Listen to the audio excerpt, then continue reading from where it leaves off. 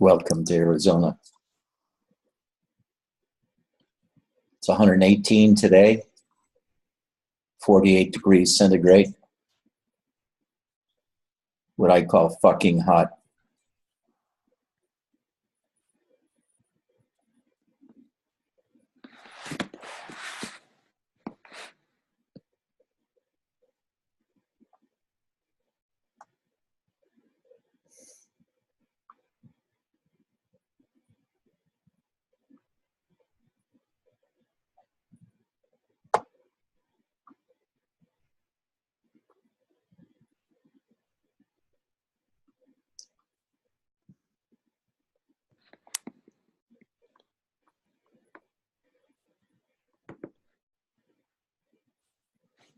I listened to David Spiro's satsang today, parts of it. I couldn't get into the chat room because it wouldn't recognize my password. But the questions people asked, my God, I felt embarrassed.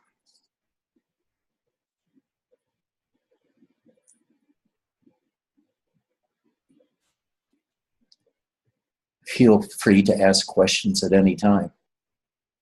But try to focus on what you have to do to attain enlightenment for yourself. Not about what is the meaning of life or do I have a purpose on earth. All of these are very abstract, irrelevant things that are just in the head, philosophy type questions. Your questions have to come from your heart.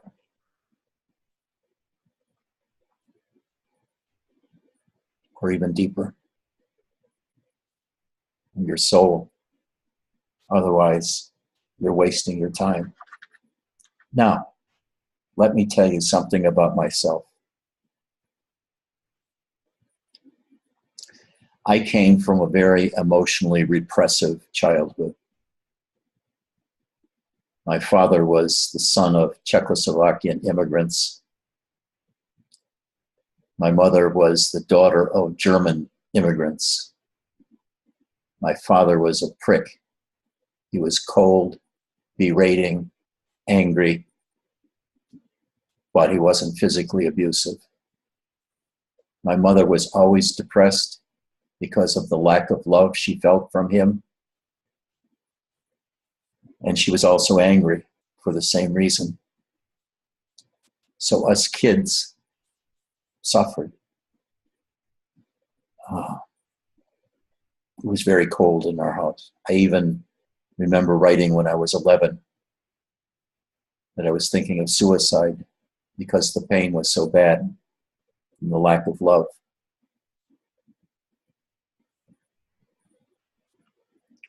Maria, what the hell are you doing?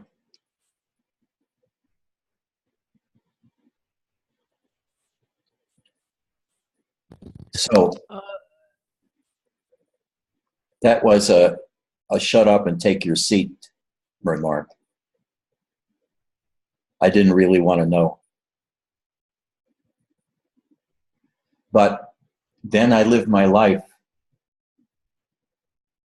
sort of afraid of emotions and not finding love anywhere, yearning for it, but in an intellectual kind of way, because I didn't know how to express the need nor the desire. And I was frightened around women because I didn't have any sisters and I didn't know how to express love. But one after another, over every 5 years or so, I'd be in an intense love relationship with some woman or another. And they never worked out. Possibly because I was so shy. Possibly because I chose the wrong women. Any number of possibilities.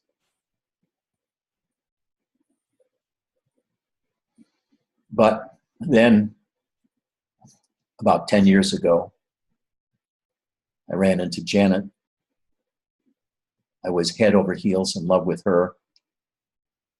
And she was the same with me. This is the first time in my life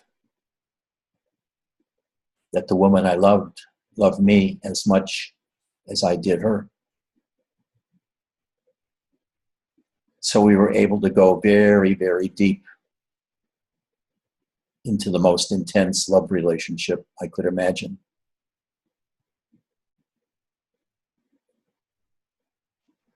I think many of you came from similar backgrounds. Emotionally repressive households,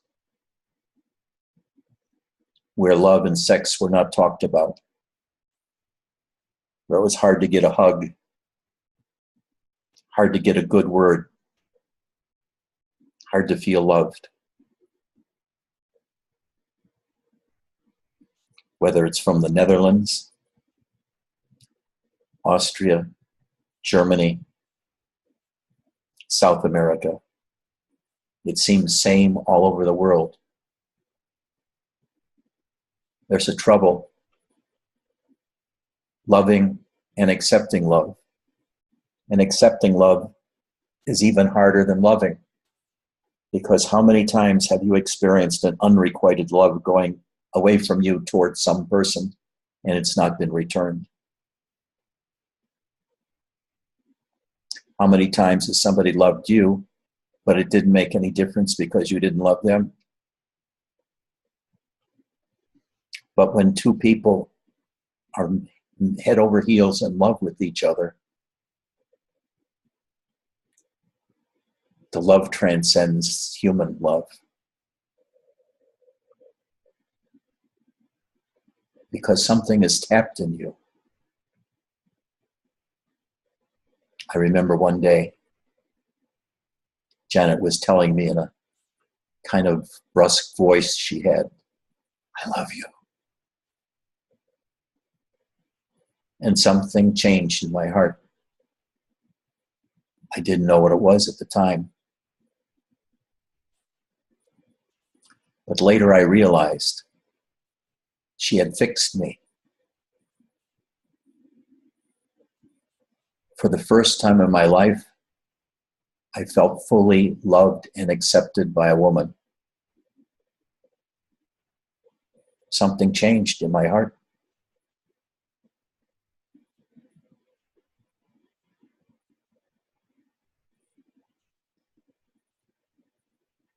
And our love grew, became ecstatic.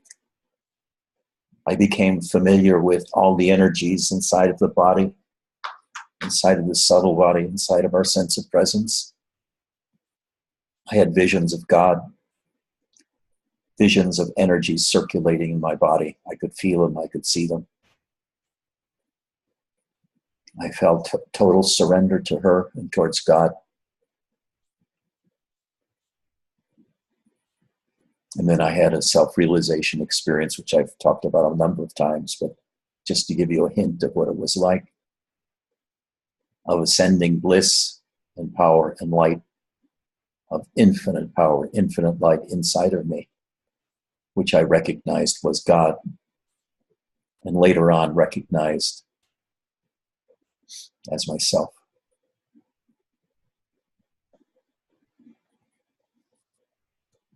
I have dry eyes. I use a CPAP machine to sleep at night, and it presses on my sinuses and the tears don't come, so my eyes are dry.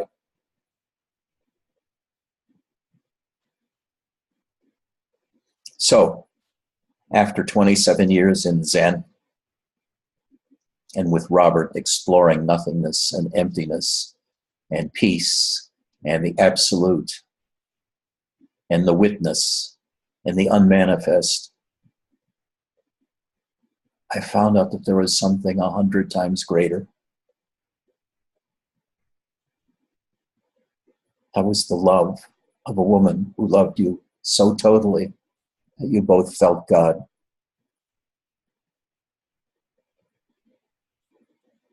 And it's this kind of love I'm trying to make you aware of, that it's possible. I know several people here feel the beginnings of such love. But it goes deeper the longer it goes, the stronger it goes. Until you feel the Shakti all the time. Or all the time that you're not trying to cross the street or something like that, when you have to concentrate on the external world. But even then, after a while, you become used to it, and it sort of fades in the background. And what is important is kind of the love you express to each other, not the feelings of Shakti so much, but the feelings of love. But it's a different kind of love. It's a deep, deep, deep love. That whenever you feel it, your heart flows and opens. Sometimes it feels like your heart is empty and there's a gentle, light breeze blowing through it. And you feel so open and alive.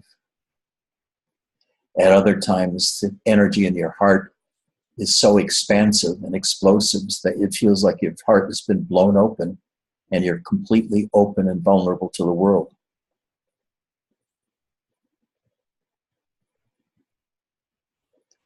For 27 years, I was in Zen philosophy, Zen meditation, 10 hours a day, 12 hours a day sometimes, for many years.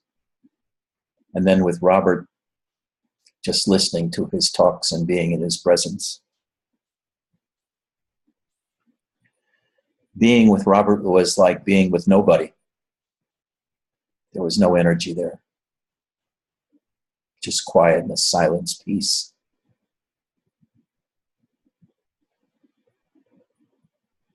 But I noticed that Robert was always hanging around his female students, as well as me and a few other guys.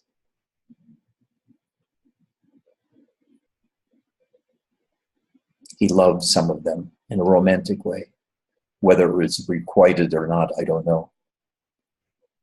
But even he sought love. Even this man who was totally in emptiness, in the void, sought love, human love.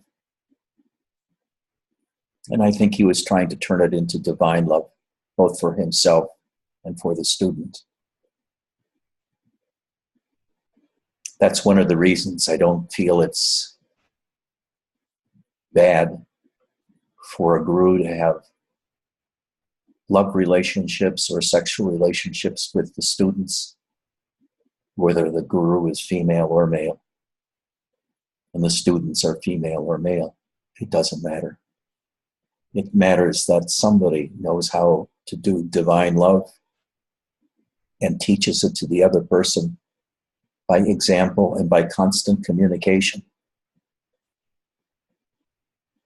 For example, in so many of you, I see really deep power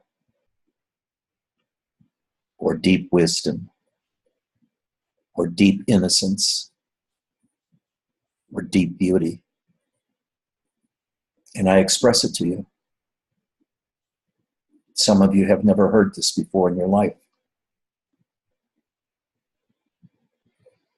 So you feel flattered. But it's not an intentional flattery. It's seeing something in you that you don't see in yourself. But I do. And I want you to develop it. I want you to know about your own power. The power of your masculinity or your femininity. The power of your deep spiritual insight that's just beginning to show. The power of the unending love I feel inside of you. The power of your sexuality that you're afraid to express because it's frowned upon in your household and always has been. So you feel like a newbie when it comes to sexuality and how to express it. You know, we're all in this same boat together. What I've learned how to do is to be with a person one-on-one and loved that person completely, totally, during the moments we're together, and to convey the deep insights I see about your real nature, whether it's about God in you or something like that, the Holy Ghost, whatever expression, the soul, or what I see as your essential strength, whether it be intellect or pure energy, wild energies, like Janet had.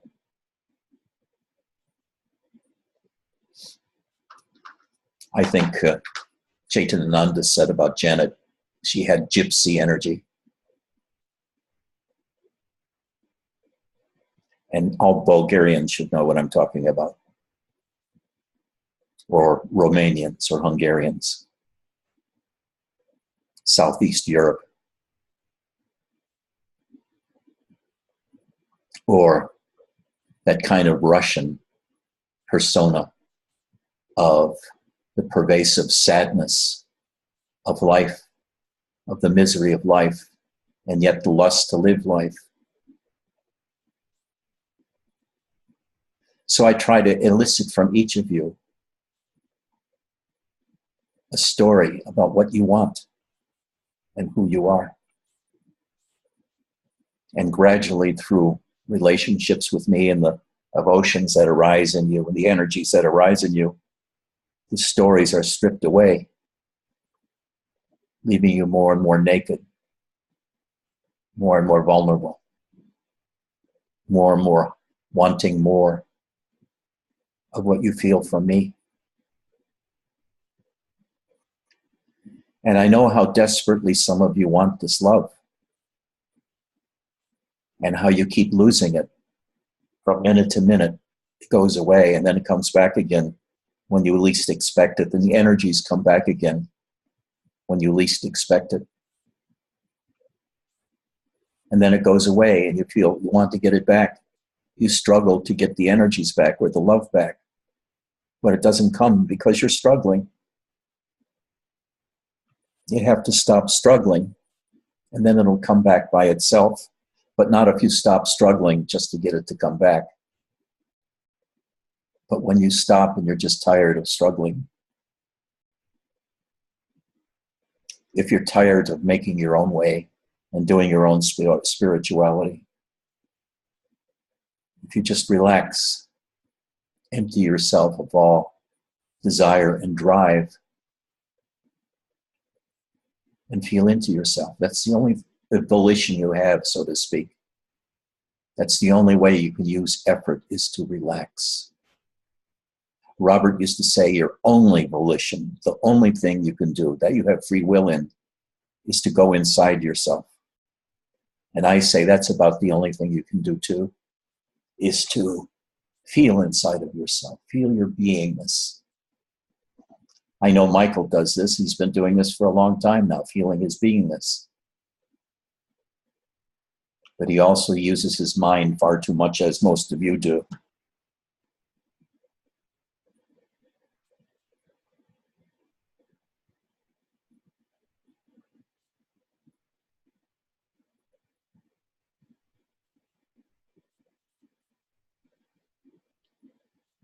I think you have to realize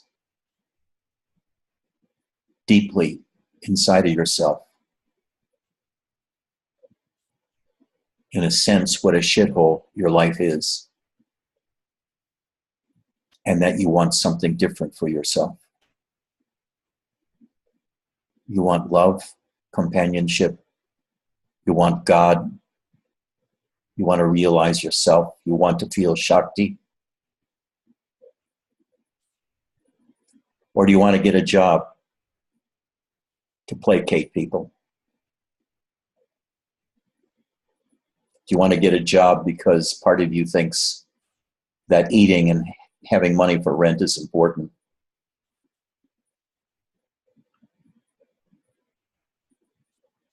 If you were really spiritually inspired, you'd get a cardboard box and live on the street with a little cup on the outside that says donations, please. I've given up the world.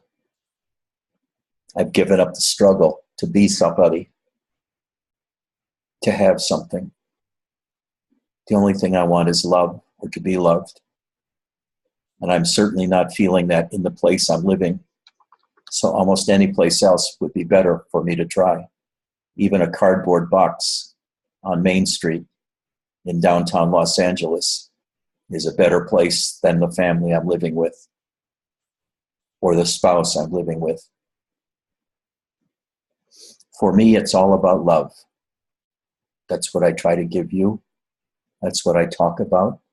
That's what I tell you your salvation is. But it is so hard if you've been repressed all your life to open up to that deepest kind of love, that kind where you just want to throw yourself at the person you love, sink to your knees and then to the ground and prostrate yourself in front of that person without any humiliation or anything like that. You just want to throw yourself at their feet, like Robert did to Romana's feet. And there's no sense of mortification, humiliation. There's a sense, this is what I have to do. I surrender me. I surrender Angela. I surrender Ed. I surrender Tonita. I surrender Padma and Kim and Maria. I surrender to you, whoever you is. I throw myself at you. I kiss your feet. I wash your feet. Walk on me. Crush me. It will be great to be crushed by your feet. I just want to be touched by you. I just want to be loved by you for the slightest thing I can do for you.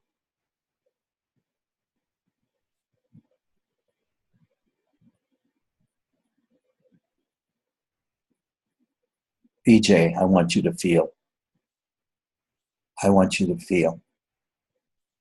Feel the emptiness inside of you. Feel the desire to feel feelings fully. Feel your desire to feel. That will be your escape. Feel your desire to feel and your frustration at not being able to feel. These are two feelings you can feel.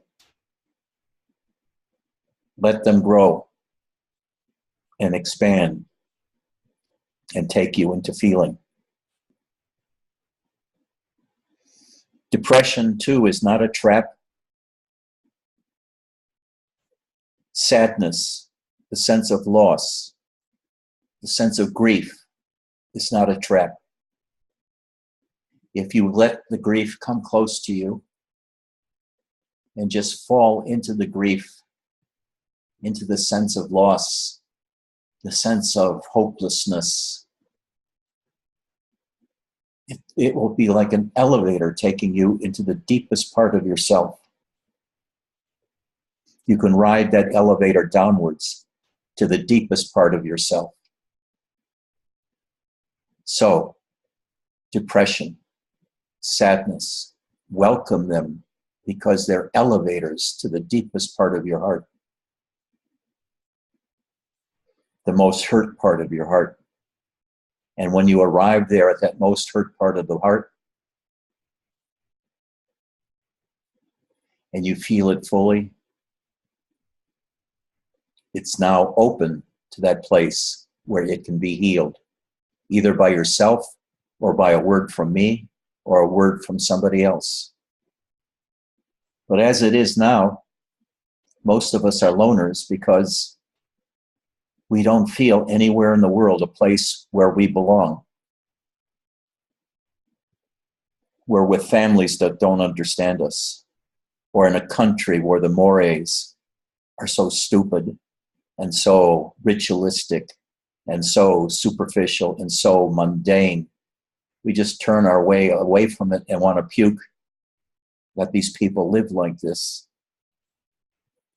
And the only way you feel accepted is you become as mundane as they are.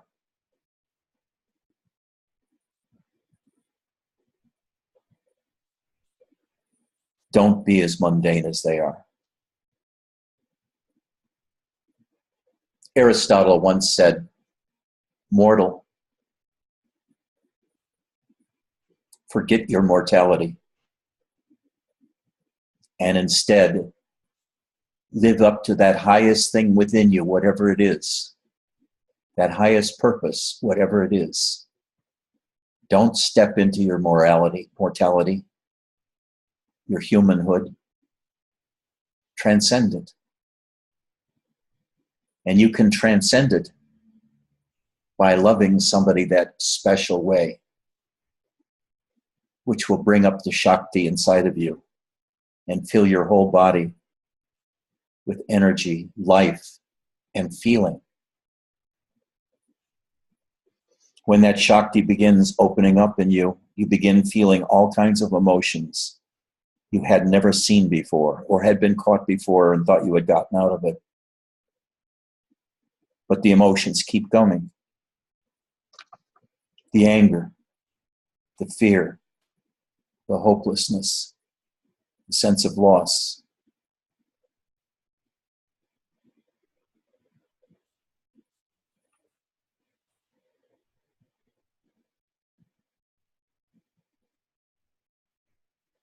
Tonita, there's no need to reset your spirituality.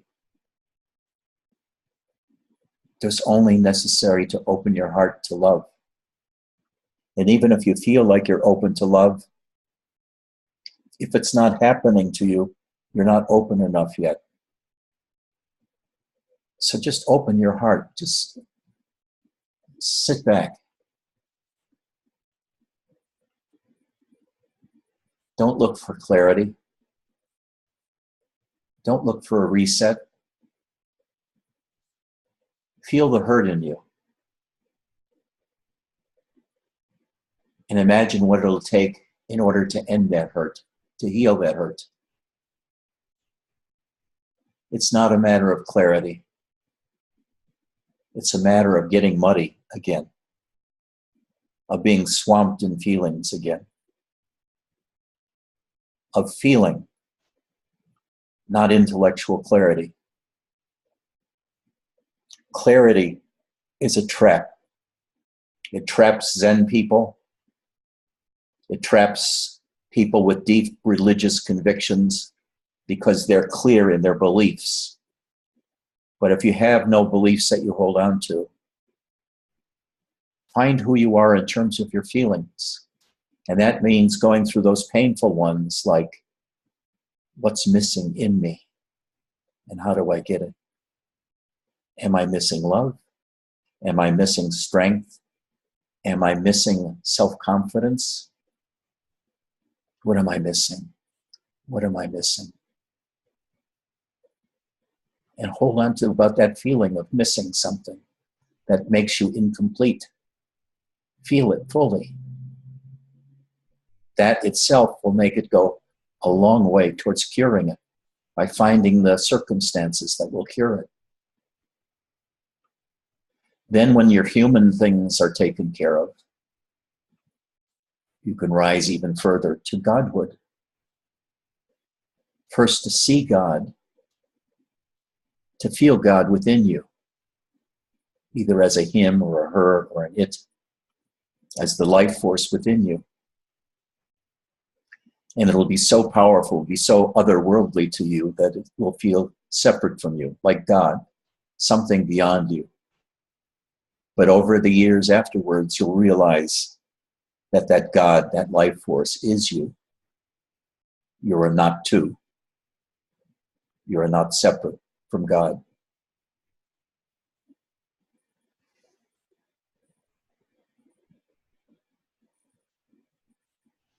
Are there any questions?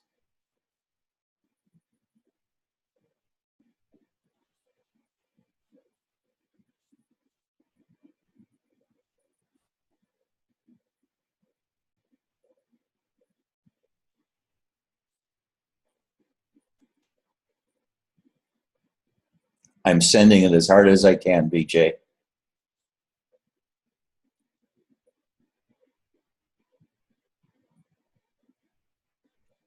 I don't know whether any of you feel Shakti when I'm on camera or not. And if it is, how you feel it. I can't imagine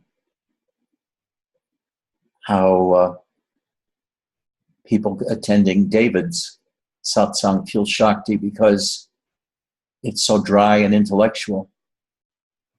There's a lot of silence and a lot of people asking rather simplistic beginner questions and answers, intellectual answers. But I don't feel the devotion in that satsang. I don't feel the love there. Maybe you do in terms of feeling some kinds of energies, but I don't feel it. Now I can palpably feel the love here, the love some of you have towards me and the love I have for you. But I don't feel it there. Maria, you have a question?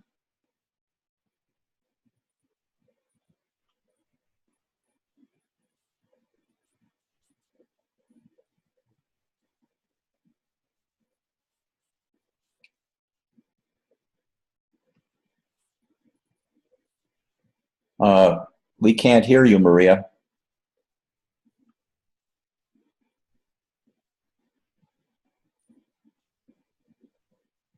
We can't hear you. Something's wrong with your microphone.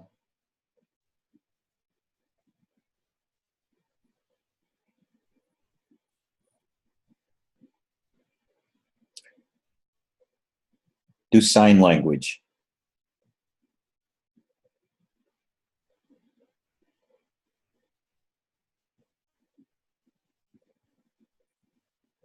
Vesselina, do you have a question? Angela, do you have a statement or a question? Kim?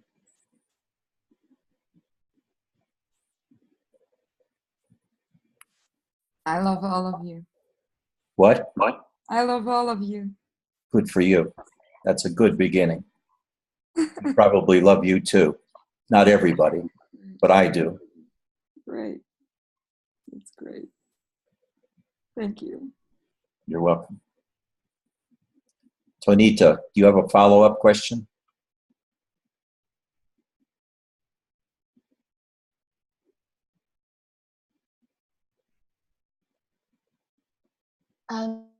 Just feeling everything you said really hit home, and it was kind of amazing because as you were speaking, I could feel those depths and that elevator and the heart, and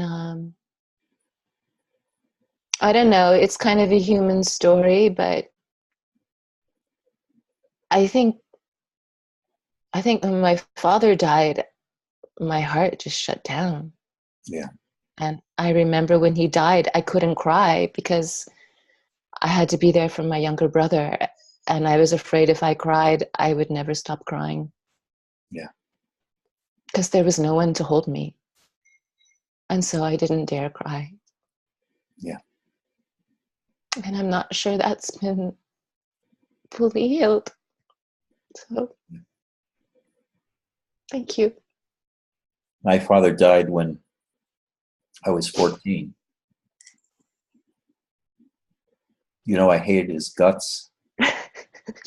But still, when I saw that man with the reverse collar and the black suit walk into our yard and go into my house, and I heard my mother crying, I knew what happened.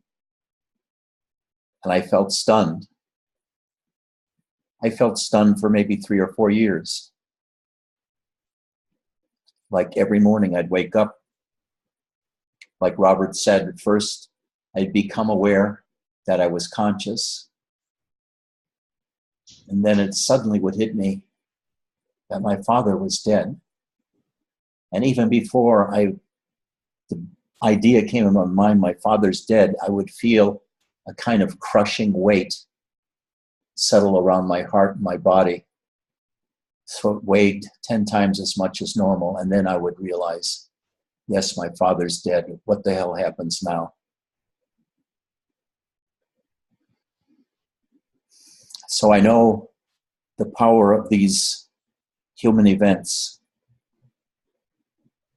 The other thing is I've had maybe 25 or 30 cats die in the last 30 years of my life. Some of these, like Gopi and Sachi, were as close as my father was to me. And I would, as they got sicker and sicker, spend more and more time with them, feeding them, giving them medications, reading about their illness, what has to be done, taking them to the vet. And the bonding would grow closer and closer. And then when they died, either by being put down at a vet or in our arms,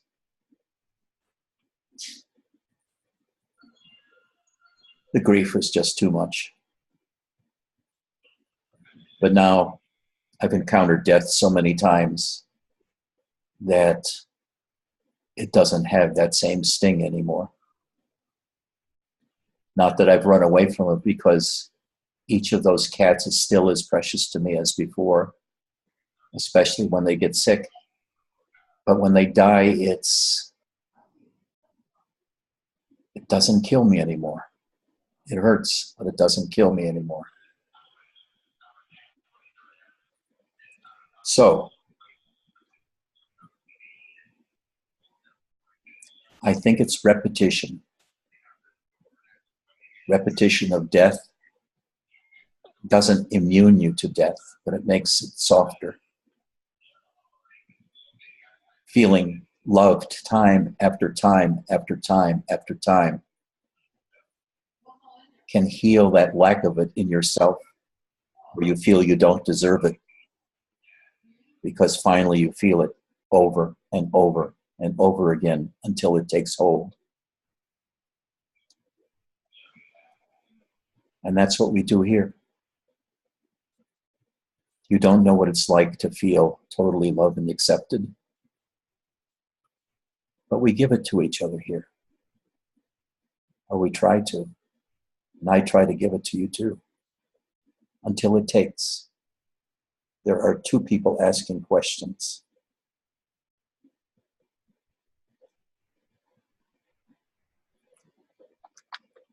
From Kim.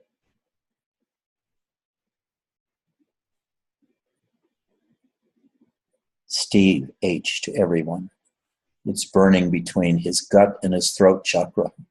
That's called your heart. Maria says she has to go. Love you. How to fall in love for everything is that way you start to feel this love. I love you so much. No, you fall in love with one person, one thing, and let that grow and expand. And happy journey to Rio. It's hard to love everything, because if you love everything, you really love nothing. Right? If you hate everything, it's the same attitude towards all things. It doesn't mean anything. But when you love one thing above all else, and that one thing above all else you are surrendered to, and you love with all your heart, and that thing loves you back, that can cure you. That can fulfill you. Are there any other questions?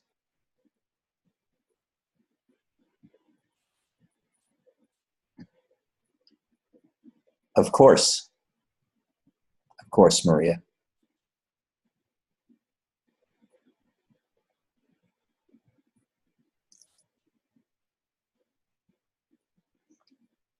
Any other questions? Padma.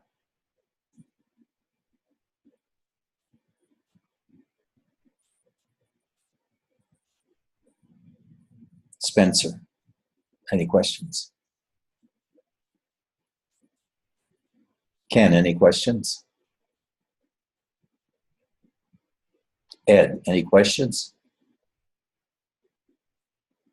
BJ, outside of a request for stronger energies, You have any questions?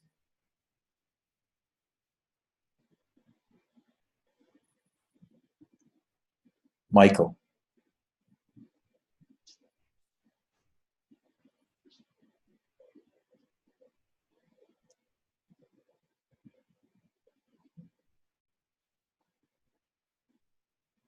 Okay. I'll see you all Sunday. But I'm going to sit here another 10 minutes or so in silence.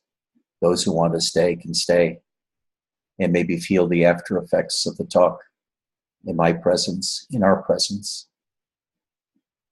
So another 10 minutes just in silence. I love you all.